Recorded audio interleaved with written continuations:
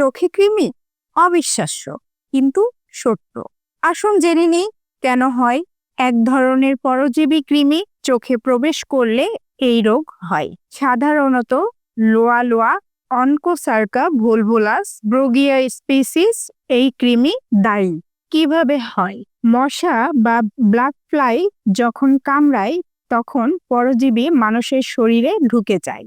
এরপর রক্ত বা লিম্ফের মাধ্যমে কৃমি চোখে পৌঁছে যায়। ফলে চোখ ব্যথা, লাল ভাব, দৃষ্টি ঝাপসা, এমনকি কৃমি চোখে দৃশ্যমানও হতে পারে।